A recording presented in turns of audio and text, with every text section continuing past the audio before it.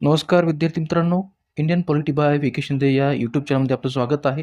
मित्रांनो, आज आपण थोडक्यात डॉक्टर बाबासाहेब आंबेडकर आणि संविधान सभा यांच्या दृष्टिकोनातून असणारी जी काही माहिती आहे ती पाहणार आहोत.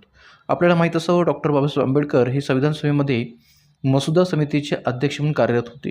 पण मित्रांनो, आपणास हे माहिती आहे का, की डॉक्टर बाबासाहेब आंबेडकर हे संविधान सभेमध्ये मसुदा समितीचे अध्यक्ष असण्याबरोबरच इतर कोणत्या 10 समित्यांचे सदस्य होते?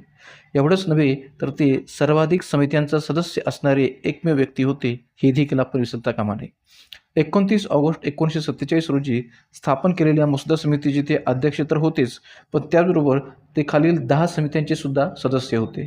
त्या 10 समित्यांची नावं कोणती आहेत हे आपल्याला माहीत असणं याकरता आवश्यक आहे, कारण की या 10 समित्यांपैकी कोणत्याही एका समितीचे सदस्य म्हणून त्यांच्याबाबत प्रश्न परीक्षेमध्ये विचारला जाऊ शकतो. कारण की संयुक्त गट क पूर्व परीक्षा असो किंवा संयुक्त गट क मुख्य परीक्षा असो, राज्यसेवा पूर्व परीक्षा असो, या सर्वच परीक्षांच्या अंतर्गत असे फॅक्च्युअल प्रश्न आपल्याला विचारले जातात.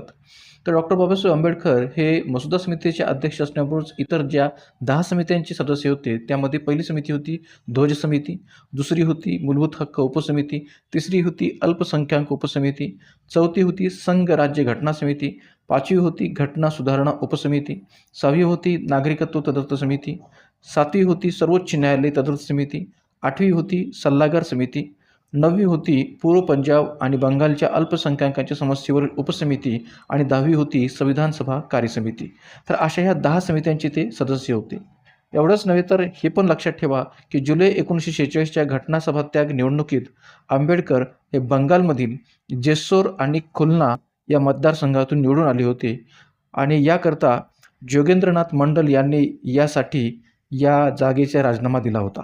एवढंच नव्हे तर देशाची फाळणी झाल्यावर हा जो भाग आहे कोणता, तर जेसोर आणि खुलना हा भाग पाकिस्तानमध्ये गेला, त्यामुळे आंबेडकरांनी त्या जागेचा राजीनामा दिला होता. मात्र नंतर आंबेडकर हे संविधान सभेत कार्यरत राहावेत याकरिता बॉम्बे प्रांतातून घटनासभेवर पुन्हा ते निवडून गेले. यावेळी मात्र बॅरिस्टर M.R. जयकर यांनी आपल्या जागेचा राजीनामा दिला होता.